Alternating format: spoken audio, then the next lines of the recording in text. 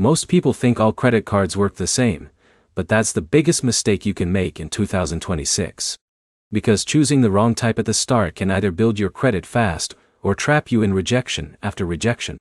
Here's the truth no one tells you. Your first credit card is not about rewards or cashback. It is about trust.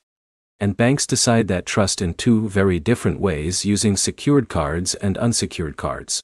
In this video, you'll clearly understand the difference between secured and unsecured credit cards, which one you should choose first, and how to use them to build a strong credit score quickly. Let's break it down simply. A secured credit card is backed by your own money. You deposit an amount with the bank, and that becomes your credit limit. For example, if Alex in Mumbai deposits 10,000 rupees, he usually gets a 10,000 rupee credit limit. Now here's the key point. The bank has almost zero risk, which makes approval very easy, even if you have no credit history. But here's where it gets interesting.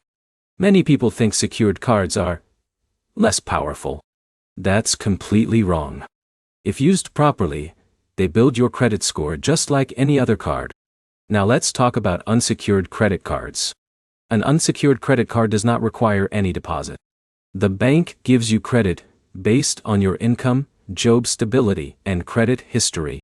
So if Jake in the US or Rahul in India applies, the bank is basically asking, can this person be trusted to repay without collateral? But here's the problem. If you have no credit history, getting approved for an unsecured card is very difficult. That's why many beginners get rejected again and again.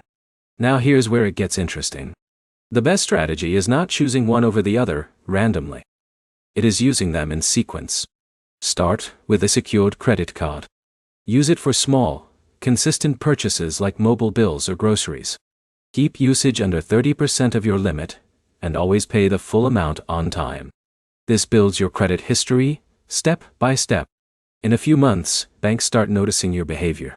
Now you become eligible for unsecured credit cards with better limits and rewards. But here's the mistake most people make. They close their secured card too early. That can hurt your credit age, which is an important factor in your score. So even after upgrading, keep your first card active. Now think about this. One person ignores secured cards and keeps getting rejected. Another person starts small, builds trust, and upgrades in a few months. The difference is not income. It is strategy. So to wrap it up, secured cards are your entry point. Unsecured cards are your upgrade path. You don't choose one forever. You move from one to the other.